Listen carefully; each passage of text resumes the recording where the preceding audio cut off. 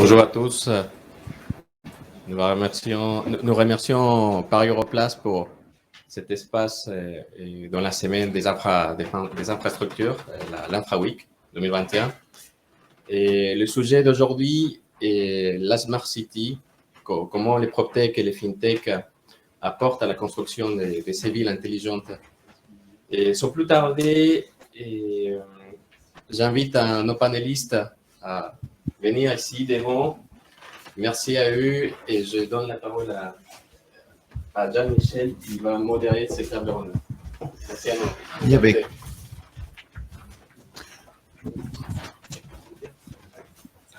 Bon, bah, écoutez, bonjour à tous. Merci beaucoup, José, pour votre parole. Et merci effectivement à chacun d'entre vous d'être là aujourd'hui, donc pour évoquer ce thème absolument passionnant.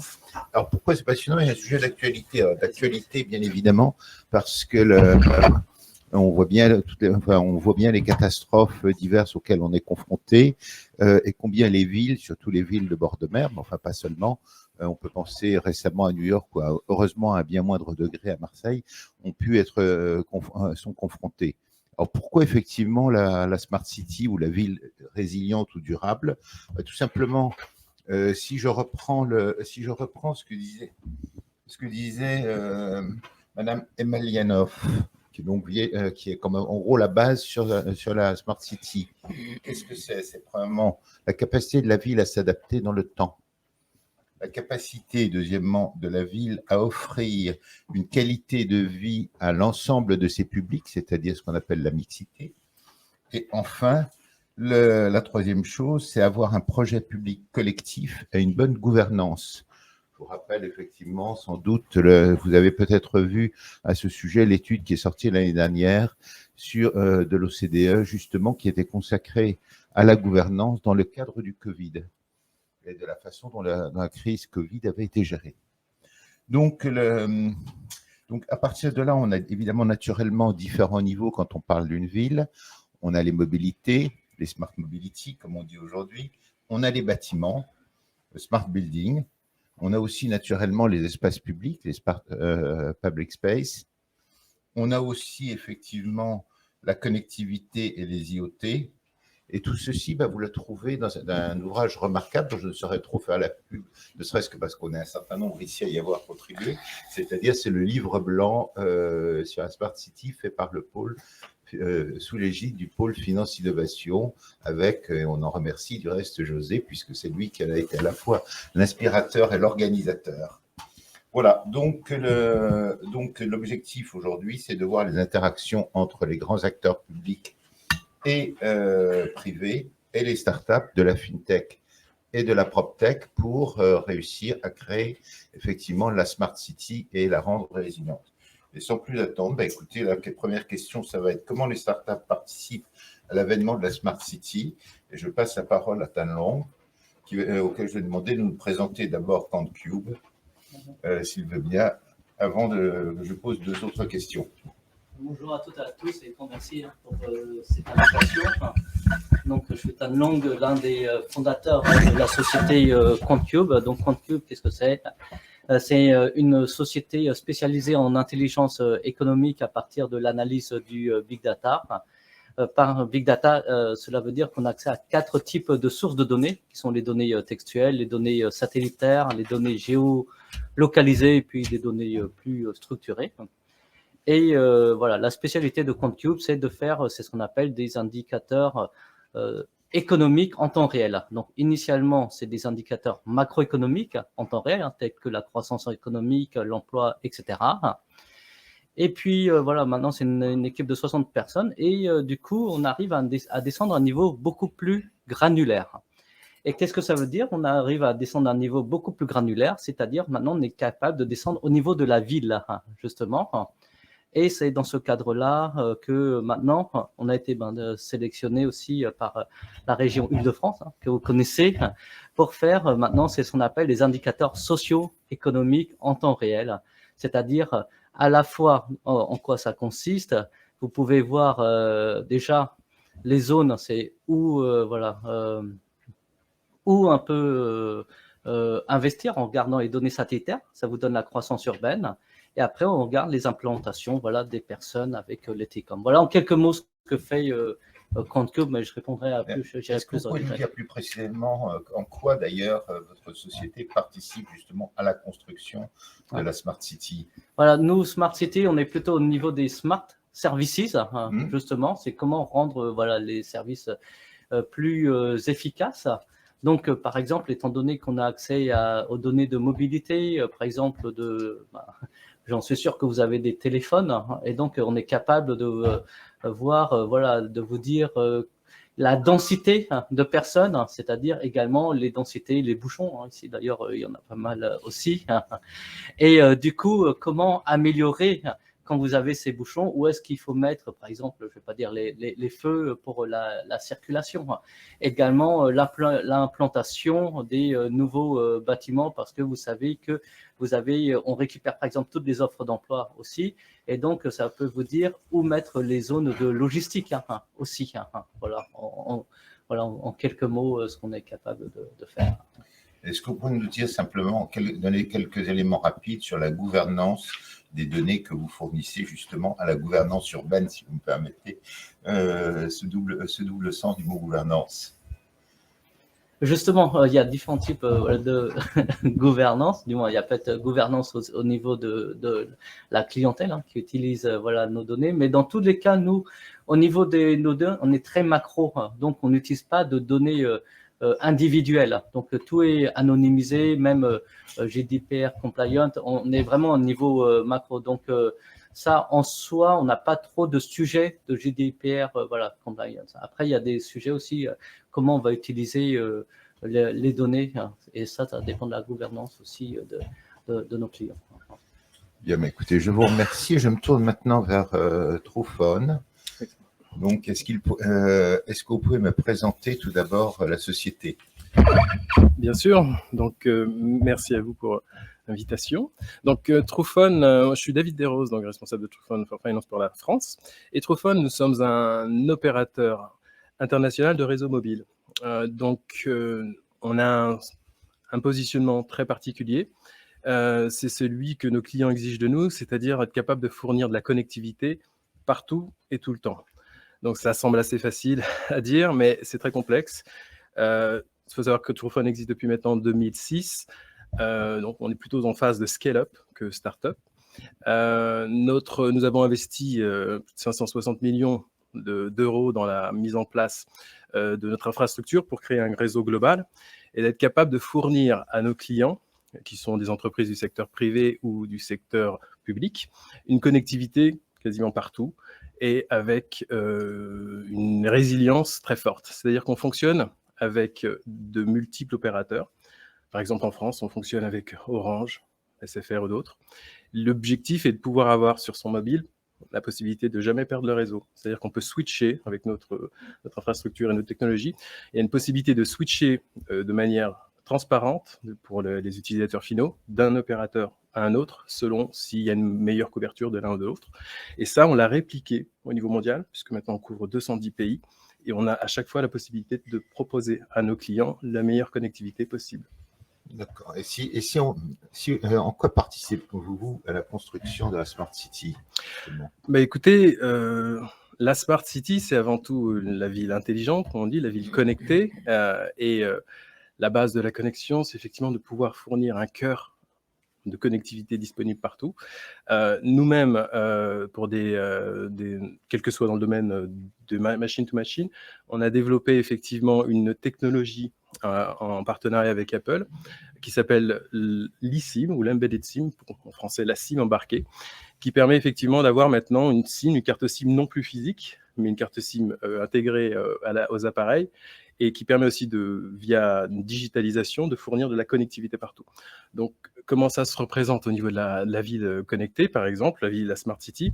C'est un exemple de lampadaires maintenant connectés qui utilisent la connectivité au travers de nos cartes et de nos eSIM pour pouvoir fournir justement maintenant des informations, gérer par exemple le niveau d'allumage des lampadaires, faire de ces lampadaires des relais Wi-Fi, pour permettre aussi justement d'avoir un meilleur réseau, un accès réseau à tout le monde.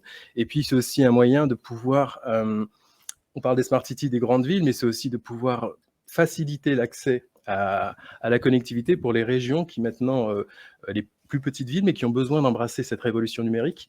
Et notre apport de connectivité partout, avec une qualité et surtout permanente, permet effectivement d'avoir nos clients qui sont satisfaits et aussi les services publics. Et justement, quel partage avec les services publics des données que vous recueillez? Alors, nous, les données, ce qui est important, c'est que nous, les données, sont propriétaires de nos clients, nous n'y touchons pas. Nous utilisons nous-mêmes nos services de connectivité et de mobilité, et c'est là où on utilise les données pour nous. Mais on travaille par exemple beaucoup dans la finance, de marché dans les services financiers. On est leader sur une niche qui est celle de la compliance, à pouvoir donner de l'enregistrement pour les opérations financières, pour les opérateurs front office. Et ces données-là sont tout à fait sensibles. Notre adage est toujours de faire en sorte qu'on est capable de fournir de la connectivité partout et surtout de pouvoir préserver la confidentialité des données de nos clients. Ben, écoutez, merci beaucoup. Alors, je vais Merci me à vous. tourner maintenant vers Pause Énergie. Donc, Mehdi, est-ce que vous pouvez nous parler déjà de votre société? Alors pour le coup, ouais, Gilles n'est pas là. Hein. Je Ouais. vais vous présenter aujourd'hui, mais Je sais. micro. Je me rapproche un petit peu. C'est bon, on est bon. Alors bonjour à tous. Merci au passage pour l'invitation. Alors, Ose Énergie, c'est une entreprise innovante spécialisée dans l'efficacité énergétique.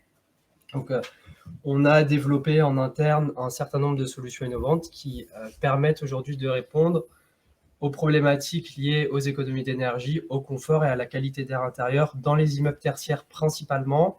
Et on a aussi une activité assez importante sur le volet résidentiel.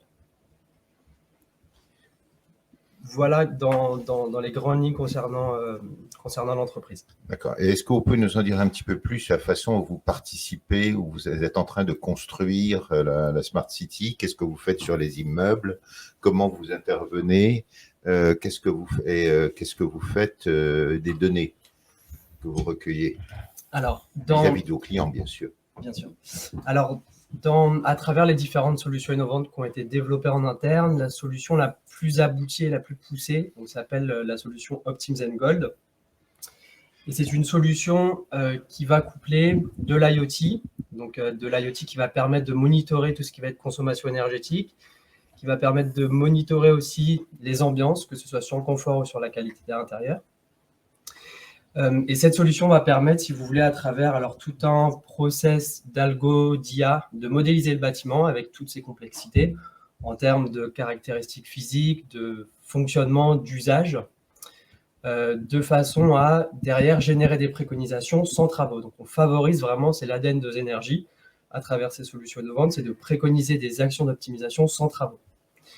Et donc, si vous voulez, on participe forcément, alors avec une granularité plus fine, mais dans le cadre de la Smart City, où on va intervenir vraiment à l'échelle du bâtiment sur le volet tertiaire bureau et sur le volet résidentiel. D'accord, mais justement, puisque vous évoquez le terme tertiaire, il y a un sujet d'actualité qui s'appelle le décret tertiaire qui est entré en vigueur. Est-ce que vous pouvez nous en dire un petit peu plus? Plutôt comment vous l'appréhendez, vous, en tant qu'opérateur, gérant, effectivement, captant les données et des bâtiments et permettant d'optimiser les consommations? Alors, forcément, le décret tertiaire, c'est un décret dont on parle énormément en ce moment. C'est un peu celui qui a le vent en poupe, du moins pour nos clients propriétaires. Alors, comment on accompagne aujourd'hui nos clients propriétaires dans le cadre du décret tertiaire? On aborde la question, la problématique d'une façon assez innovante, c'est-à-dire qu'on part du postulat que les travaux sur les bâtiments tertiaires qui sont concernés par le décret, les travaux ne sont pas forcément synonymes d'économie d'énergie dans un premier temps. Et donc, on favorise vraiment, à travers notre solution, par exemple, Optims & Gold, l'optimisation énergétique, c'est-à-dire trouver des préconisations d'optim qui ne passent pas forcément par des travaux et qui permettent d'obtenir, alors sur la solution Gold, on est à peu près à 25% en moyenne sur nos bâtiments tertiaires en termes d'économie d'énergie. On peut aller légèrement plus loin sur la renégociation des contrats, mais on est sur des économies tarifaires et non en énergie.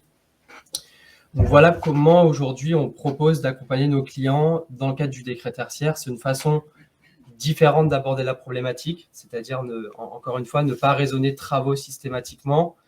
Du moins dans un premier temps, des actions d'optimisation permettent d'aller très loin dans les économies d'énergie sans forcément passer par des travaux. Et j'aimerais rajouter aussi un point, notre solution prend en compte le confort et la qualité d'air intérieur, qui sont des sujets majeurs et importants, notamment par exemple après la période de Covid qu'on a traversée.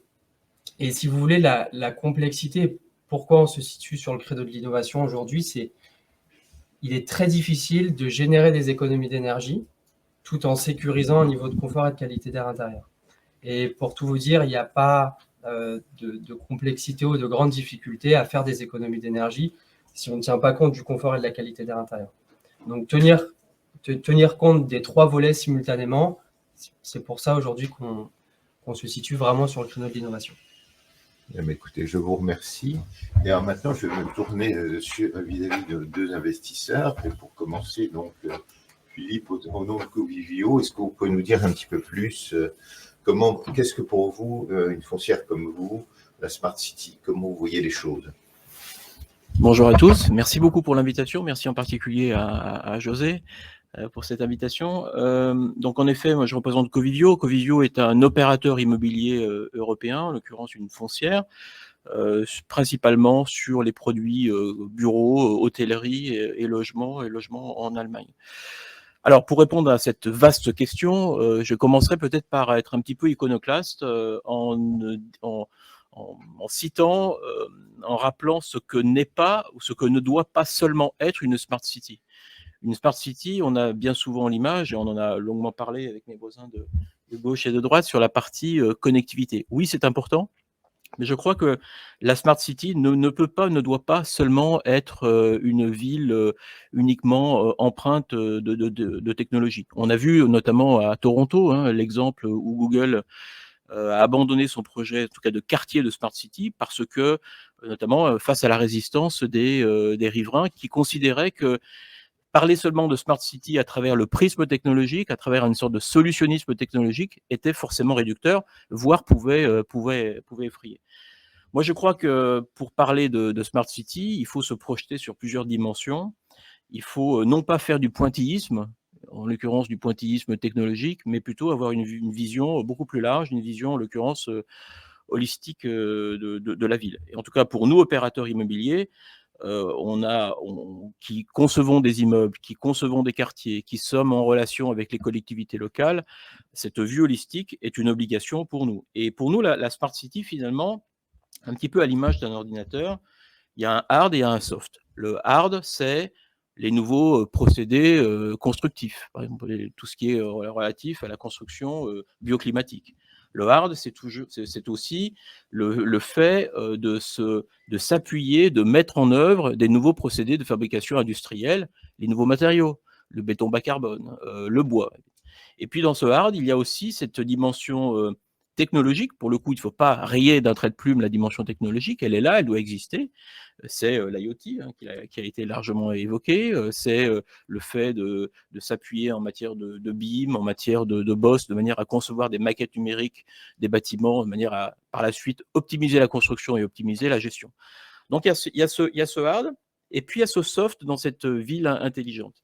Et ce soft, c'est au moins 3 choses. C'est le fait, et ça a été souligné, de repenser les sujets de mobilité. Donc un opérateur immobilier comme nous, travaillons avec les collectivités locales sur les sujets de bornes de recharge électrique, sur les sujets de connectivité de nos immeubles en lien avec les réseaux de transport. Juste une chose, j'ai été frappé en arrivant ici ce matin. Il y a 2 panneaux publicitaires en bas de l'immeuble, et sur ces 2 panneaux publicitaires, il y a simultanément, pour 2 marques de voitures différentes, des publicités sur des véhicules hybrides ou sur des véhicules électriques. Dans moins de 15 ans, on sait très bien que nos villes, dans nos villes, les véhicules hybrides, les véhicules thermiques auront totalement disparu. Donc, ces sujets de mobilité sont des sujets au cœur de cette ville qui se transforme, qui est à la fois une ville intelligente et une ville bas carbone. Le deuxième sujet, c'est relatif bien sûr à la place de la nature dans la ville. Moi, je pense, et on associe de plus en plus chez Covivio, le fait que oui, il faut penser ville intelligente, mais il faut aussi penser de plus en plus ville bas carbone, ville décarbonée. Donc, on doit avoir cette vision beaucoup plus large. Et puis, le troisième point de ce soft, quelque part, de cette ville intelligente / ville carbonée, c'est le fait de repenser la densité urbaine. Le fait, en tout cas, c'est le cas chez Covivio, en matière de construction d'immeubles ou de rénovation d'immeubles, de choisir des options qui permettent de construire la ville sur la ville, va dans le sens de cette ville intelligence et de cette ville bas carbone. Justement, puisque là, vous êtes en plus, comme vous le rappeliez, aussi bien logement, hôtellerie que bureau.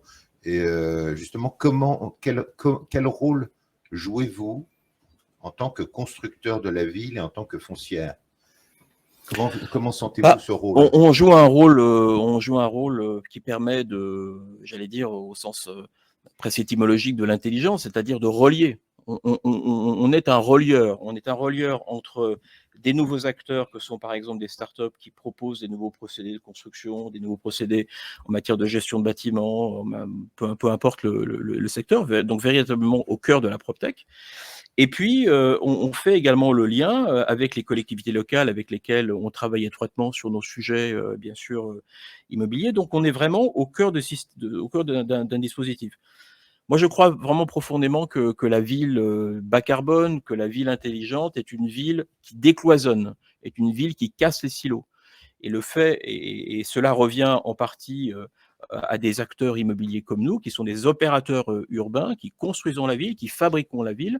Donc, on est vraiment à la conjonction et à charge pour nous, avec d'autres acteurs, bien sûr, mais nous ne sommes pas les seuls dans cet écosystème, mais en tout cas de mettre en relation, de mettre en lien. Justement, en tant que vous citiez, vous me tendez la perche, parce qu'en tant que foncière, comment associez-vous, comment embarquez-vous, devrais-je dire, les startups de la Smart City, aussi bien PropTech que FinTech? Les startups, elles sont pour nous, en tout cas les PropTech et autres, elles sont indispensables, mais pas suffisantes. C'est-à-dire que indispensables parce que ce sont des acteurs sur lesquels nous nous appuyons, sur les sujets de qualité de l'air intérieur, sur les sujets de consommation énergétique de nos bâtiments, bref, sur tout un tas de sujets qui sont au cœur notamment des PropTech. Donc nous travaillons avec elles, mais cet écosystème-là, encore une fois, il n'est plus en silo. La ville de demain, la ville bas carbone, elle est horizontale et elle permet de faire travailler des acteurs qui précédemment ne travaillaient pas ensemble. Au-delà des startups, les grands groupes industriels sont également des acteurs que nous faisons travailler et pour lesquels nous essayons, nous testons leurs nouveaux matériaux, leurs nouvelles technologies. D'un côté, Saint-Gobain avec leur nouveau vitrage, de l'autre, Schneider Electric ou Legrand sur le nouveau système d'IoT au sein des bâtiments. Donc, nous sommes encore une fois, je reviens sur l'idée d'être des marieurs et des assembleurs de cette ville intelligente, de cette ville bas carbone. Bien, mais écoutez, je vous remercie. Et je vais me tourner maintenant naturellement vers Béatrice. Béatrice, comme investisseur de long terme, Swiss Life AM, comment cet investisseur pense-t-il la Smart City? Bonjour à tous et à tous. Je remercie aussi José de cette invitation de participation à la table ronde.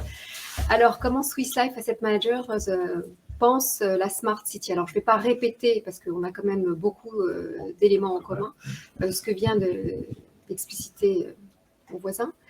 En fait, nous, on a aussi une approche holistique, c'est-à-dire qu'on pense la Smart City, il y a le fameux Smart Building avant tout, qui est une entité, donc intelligente. Bien entendu, ça s'inscrit dans la ville, intelligente, et ça s'inscrit dans un territoire, et je pense que c'est David qui en a parlé, sur le fait que la ville, elle vit aussi dans un écosystème, il y a un centre et il y a une périphérie. Alors, au-delà des projets un petit peu pilotes dont on a beaucoup parlé, par exemple la ville intelligente, le projet Toyota, Toronto, etc., je pense que si on pense à la ville intelligente aujourd'hui par rapport à la ville intelligente il y a encore 2-3 ans, elle est complètement différente. Parce qu'en fait, le Covid est arrivé.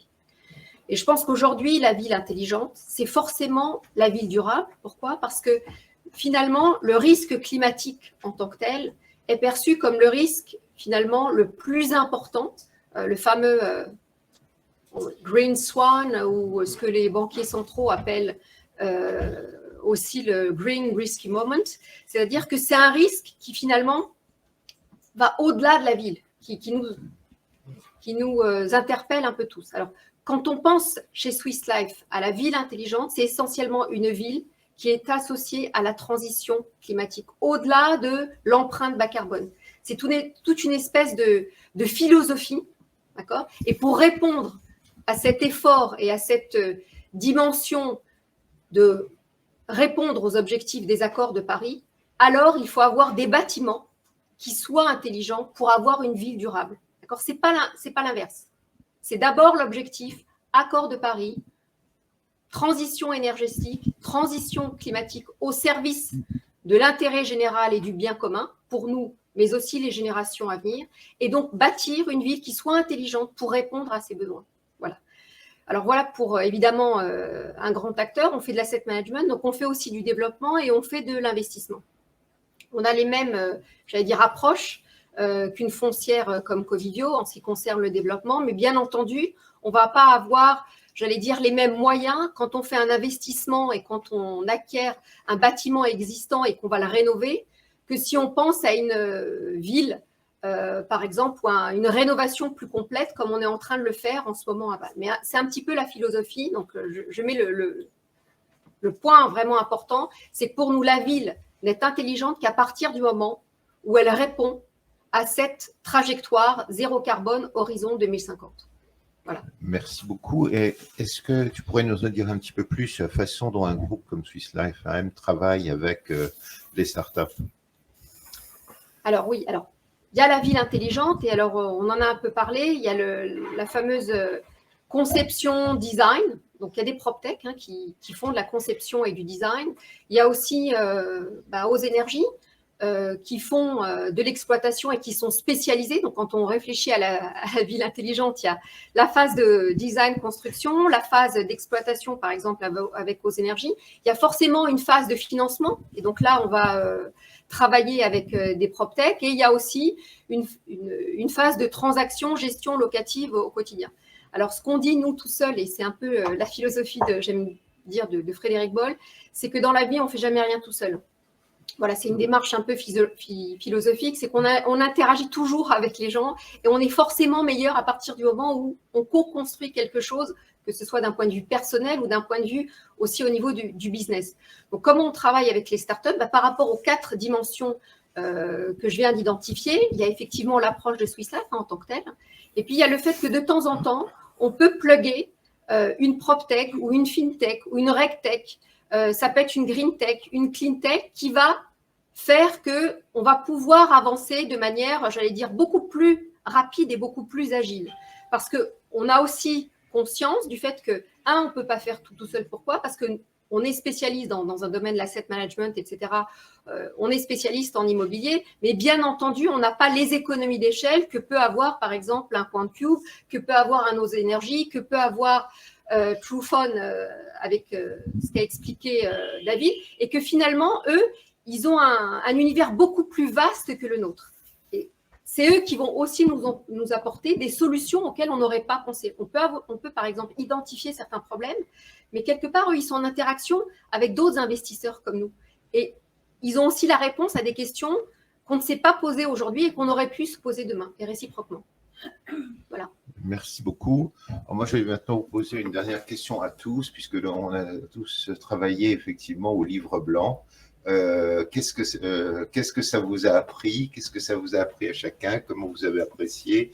Et on a fait collectivement un travail coordonné effectivement par le pôle, qui, je crois, a plutôt intéressé beaucoup de monde et a fait date. Maintenant, qu'est-ce que vous en avez appris, vous, chacun d'entre vous? Denis, par exemple. Oui. Écoutez, je trouve que ce que ça m'a appris, et surtout ça m'a conforté dans mon idée, c'est qu'effectivement la technologie est un moyen, mais les enjeux sont beaucoup plus grands. Les enjeux sont les enjeux du type de logement, les enjeux on va dire, de sécurité, les enjeux derrière de niveau social, aussi le partage des richesses, au niveau d'éco-citoyenneté.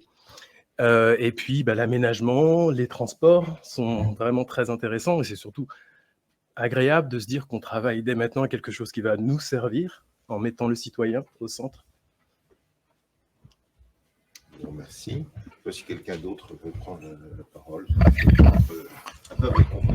Je crois que le gros avantage, l'avantage et en tout cas l'intérêt de ce livre blanc, qu'il faut absolument lire, bien sûr, c'est la diversité des points de vue. Et en effet, on voit bien qu'aujourd'hui, la ville intelligente ne peut pas se construire en silo, ne peut pas se construire seule dans son coin. Et ce livre blanc est l'illustration exactement de ce qu'est une ville aujourd'hui et ce qu'elle doit être à travers les différents points de vue, les expériences, les apports pour avoir cette ville holistique que Béatrice citait, cette ville globale.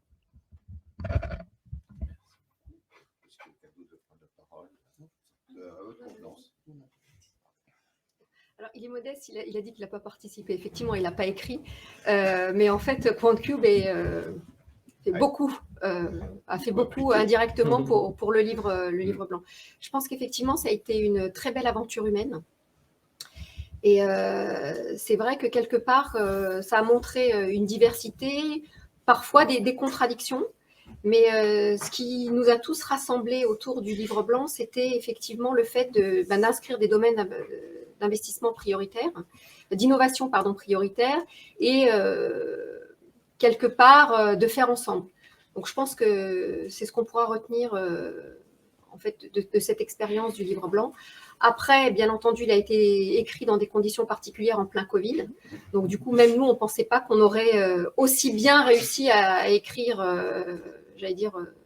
aussi facilement avec des outils modernes. Mais après, ce livre blanc, c'est le début, je pense, d'une nouvelle histoire que les PropTech, les FinTech doivent finalement continuer à écrire. Voilà. Bien, mais écoutez, merci beaucoup. Et écoutez, maintenant, je passe la parole à la salle. S'il y a des questions, n'hésitez pas. Qui veut prendre ? Je veux bien poser une question à José. À moi. Non, mais elle reste là, parce que tu veux enregistrer ma question. Oui, je vais venir au micro, bouge pas.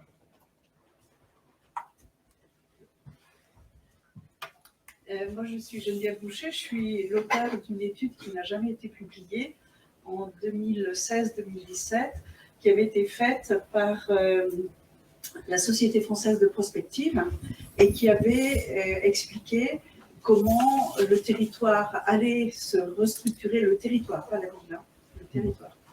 Et on a bloqué le rapport parce qu'on ne voulait pas entendre parler en particulier de l'exode des villes vers les campagnes. Elle est en train de se faire et je trouve que dans le rapport, pour l'instant, ce n'est pas encore assez visible. Est-ce qu'il y aura un deuxième tour de piste où on pourra aborder cette question? Parce que tout ce qui a été dit va beaucoup évoluer et je pense que vous commencez à le voir dans vos chiffres. Au sein du pôle finance innovation, on a assez souvent des groupes de réflexion et le livre blanc, ça en fait partie. C'est qu'au début, on a constaté effectivement que la technologie est importante et on l'a vu dans le cadre de ces trois groupes de travail sur lesquels on avait travaillé, les nouveaux usages, les nouveaux modèles économiques et le troisième, c'était technologie, la transformation de la ville. Et tout cela revenait à un centre important, l'humain. Et comment faire ces liens entre les villes et les territoires. Il y a énormément de problématiques sur lesquelles on n'a pas encore des réponses. Et pour cela, ces startups-là, ces acteurs-là de la ville, de l'immobilier et de la finance, qui essaient de converger sur ce type de thèmes qui ne sont pas encore résolus. C'est une très bonne question et c'est un sujet sur lequel on pourrait peut-être, pourquoi pas, travailler l'année prochaine. Comme je l'avais dit, on a des groupes de travail qui ont été organisés par chacune des filières.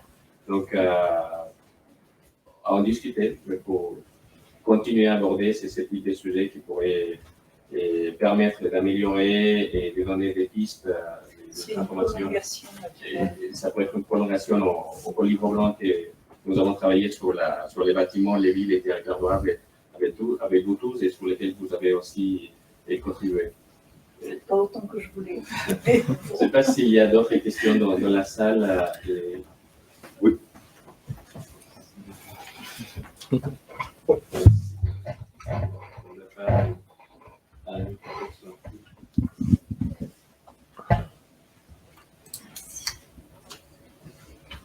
Bonjour, je m'appelle Charlotte Terrassin, je fais partie de, je ne sais pas s'il marche, de Kianos Biotechnologie. Donc grâce aux microalgues, on absorbe 98% des particules fines. Et aussi, je fais partie du cabinet d'architecture Studio GMR International. On est le premier prix d'architecture de la Fondation Eiffel, donc on fait de l'architecture écologique. Et ma question, c'est là où tous, on est au plein milieu d'un fléau qui fait plus de morts que le Covid, qui n'a pas de couleur, donc qui est indolore, incolore, c'est la pollution de l'air. Il fait plus de 100 000 morts par an, selon l'OMS. Est-ce que dans la Smart City, vous avez prévu des solutions ?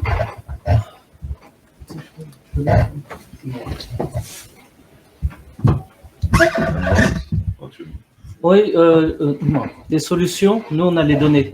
Donc nous, en fait, j'aurais peut-être dû le préciser, là on a été sélectionné par le G20 pour tout ce qui est finance soutenable en utilisant en fait des données satellitaires pour faire l'impact environnemental en fait des pays ou même au niveau des villes. Donc nous on le voit tout de suite, la densité de NO2, de SO2 même au niveau des quartiers eux-mêmes et on peut comparer ville entre ville. Donc ça, c'est l'impact environnemental. Et également, il y a l'impact social où, à partir de l'analyse des réseaux sociaux, on peut vous dire aussi les personnes, voilà, si elles sont contentes ou pas. Et donc là, après, ce sont des informations pour les decision makers. C'est comme ça que, en fait, sont utilisées voilà, ces données-là. Merci pour la beaucoup. région de France. On va peut-être passer la parole à Ose Énergie, qui justement... Alors, nous, à l'échelle du bâtiment, on contribue justement... alors, quand je parle de confort ou de qualité d'air intérieur, on pointe vraiment ce sujet-là du doigt. Donc la pollution extérieure, c'est une chose. Les bâtiments à l'intérieur sont impactés par cette pollution et en plus de cette pollution extérieure qui rentre, s'ajoute aussi la pollution intérieure des bâtiments avec la dégradation des matériaux, des cols, des boiseries, etc. Donc nous, on a conscience en tout cas de cette problématique et on y contribue de par la mesure et après de par le fait d'apporter des actions correctives. Par rapport à ce qu'a dit Béatrice sur l'exploitation du bâtiment, nous, on intervient vraiment sur, justement, une fois qu'on a l'info, de comprendre cette info et de pouvoir la traiter. Donc, à l'échelle du bâtiment, nous, on a une action, en tout cas, en ce sens. D'accord, parce qu'il y a un fort sentiment d'inaction. Le gouvernement français vient d'avoir 10 millions d'euros d'amende par la Commission européenne parce qu'ils ne respectent pas les lois anti-pollution. Il y a plus de 100 000 morts par an et nous, on contacte tous les jours les mairies pour leur proposer nos systèmes de micro-algues anti-pollution et personne n'est réceptif. Et c'est vrai qu'on se demande si dans la Smart City, est-ce qu'il y aura vraiment des technologies qui tendent vers le zéro carbone, mais qui peuvent absorber les particules fines, les NO2, etc. Je vais juste renchérir, je pense que je parle suffisamment de temps, je vais juste renchérir en disant qu'effectivement, il y a un diagnostic. Et après, voilà, ça c'est un diagnostic général, et puis effectivement, il y a des techniques donc, qui permettent d'avoir un diagnostic chirurgical. Je pense que dans l'immobilier, il y a quand même beaucoup de gens aujourd'hui qui travaillent sur ces problématiques d'empreinte bas carbone, sur ces problématiques de pollution. Et, alors évidemment, vous représentez une institution qui présente une solution potentiellement très intéressante, mais il n'y aura pas une solution, il y aura des solutions multiples. Donc je pense qu'il y a eu le diagnostic, il y a eu cette volonté aussi de beaucoup d'acteurs de s'équiper, bas carbone, pollution de manière différente. Tout ça, c'est un processus. Je pense qu'il y a une histoire de trial and error et ça va se faire à la fois par petits pas, mais aussi par grands bonds.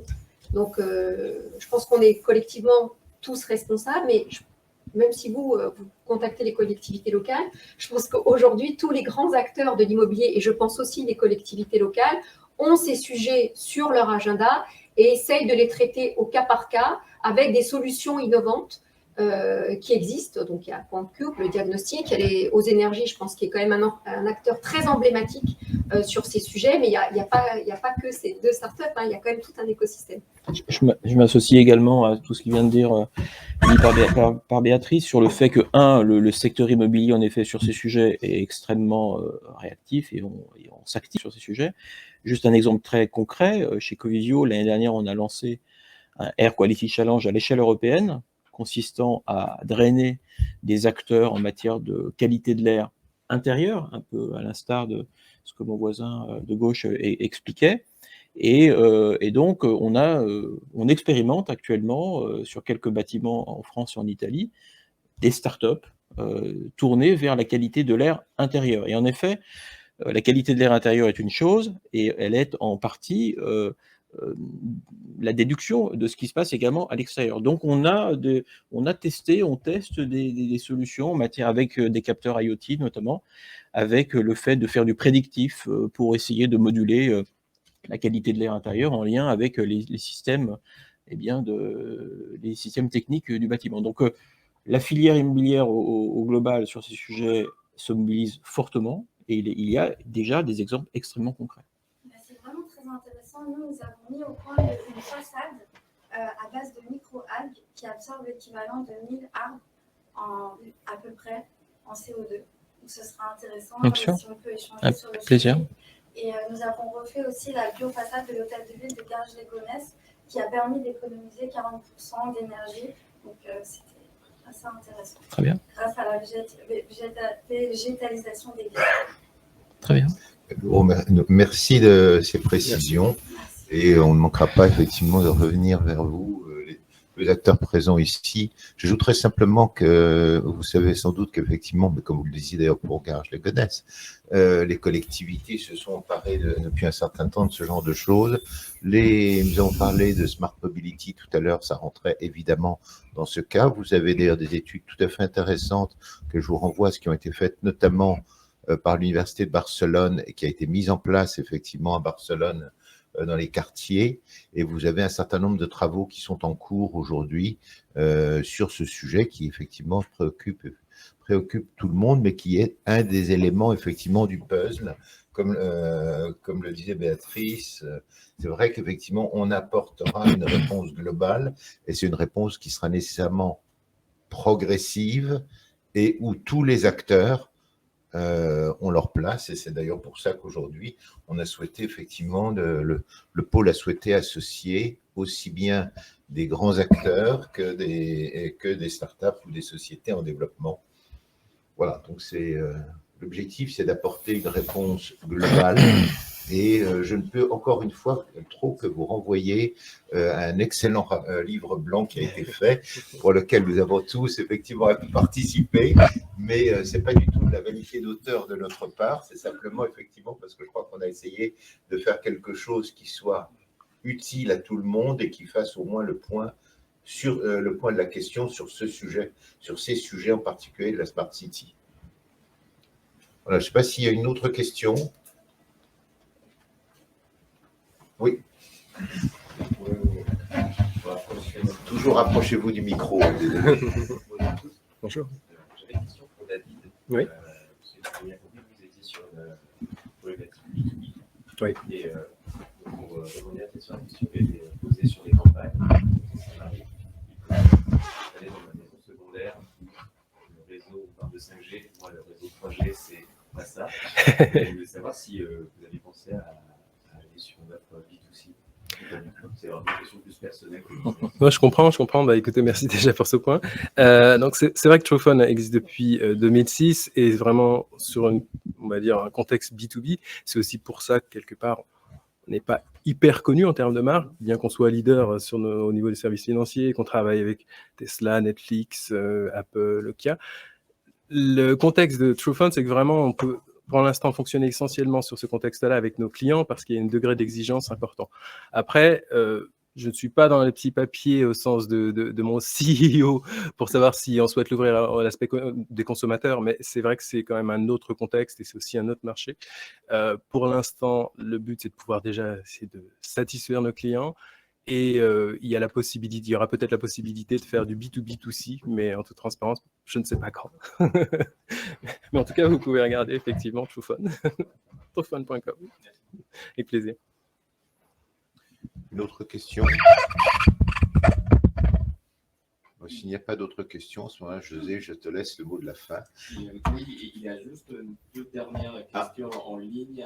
Je vais la lire. Et vous allez dire qui voudrait la prendre, peut-être tous. Et comment voyez-vous les challenges de la convergence des données des mondes physiques et numériques afin de répondre aux objectifs des bâtiments intelligents comme l'optimisation énergétique au travers d'un pilotage en temps réel, la rationalisation d'espace, la maintenance prédictive? Tu peux nous la refaire, s'il te plaît? La convergence des données du monde physique et numérique. Et comment on s'en sert de ces données pour un mieux pilotage en temps réel et la maintenance prédictive et d'autres. Je peux essayer de répondre à cette vaste question. Je crois qu'aujourd'hui, en effet, les technologies sont assez matures pour drainer de la data, la faire remonter, la traiter de manière à ce que ça serve effectivement concrètement au bâtiment. Je pense évidemment à toutes les technologies relatives à l'Internet des objets, à la métrologie, donc qui permet de faire remonter des consommations énergétiques des bâtiments en temps réel. Je pense aussi à tous les sujets de maquettes numériques, de BIM ou de BOSS, qui permettent véritablement d'intégrer des données venant de différentes sources de manière à avoir un tableau de bord optimisé et avoir en temps réel ce que produit, ce qu'est un bâtiment et la manière dont il vit, y compris d'ailleurs en termes d'usage des clients à bord de ce bâtiment. Donc aujourd'hui, encore une fois, il y a en effet l'apport essentiel des nouvelles technologies, notamment par le biais de l'IoT, de maquettes numériques et autres. Et ensuite, il y a l'action humaine dès lors que l'humain prend conscience et connaissance de ces données qui n'existaient pas par le passé. Elles existaient, mais elles n'étaient pas physiques. Et aujourd'hui, encore une fois, les nouvelles technologies, ça c'est un véritable apport extrêmement positif du smart building ou de la smart city sur la capacité de faire remonter des données, de les agréger pour les traiter ensuite. Juste, j'aimerais compléter par rapport à ce qui vient d'être dit. Aujourd'hui, par rapport aux data qui sont monitorées, qui sont traitées, donc tout l'enjeu, il n'est pas sur le fait d'avoir de la data, mais il est surtout sur le fait de qu'est-ce qu'on fait de cette data et comment on la traite, pour en faire quoi, quels sont les modèles d'IA ou d'algo qu'on a derrière pour en faire quelque chose de concret. Et aujourd'hui, cette data, elle permet, alors je parle vraiment du cas d'Osenergy, puisque c'est celui que je maîtrise le mieux, mais on a des modèles qui ont été développés et qui permettent, par rapport à la donnée existante, que ce soit des données bâtimentaires, des données de consommation, des métriques de confort ou de qualité d'air intérieur, de prédire l'avenir sur certaines métriques. C'est-à-dire on a des modèles aujourd'hui qui permettent de faire du prédictif et donc d'anticiper, par exemple, dans des bâtiments tertiaires, et de façon très précise, on est sur, ça frôle les 95% de précision, de prédire ce que va consommer un bâtiment par type d'énergie à plus 3, 4, 5, 6, 7 jours par rapport aux conditions météorologiques, par rapport à des événements climatiques aussi qui peuvent se produire. Donc, en termes de granularité, je reste vraiment dans le cadre du bâtiment, mais en tout cas, la data bien traitée avec des modèles d'algo poussés, ça permet aussi de faire du prédictif et d'aller encore plus loin que simplement monitorer, traiter, avoir une info. Ça permet aussi, du coup, via ces modèles prédictifs, d'anticiper ce qui va se passer par rapport à des fronts chauds, des fronts froids, surtout qu'on n'a pas connu cette année en période estivale, mais qu'on a connu les années précédentes. Préparer les bâtiments, quand on a l'info que dans 4-5 jours, on va se prendre un front chaud, une canicule en pleine figure, on charge les bâtiments en frigorie, on a des actions où on anticipe. Donc voilà, petite parenthèse sur le prédictif. C'est le mot de la fin. Je remercie encore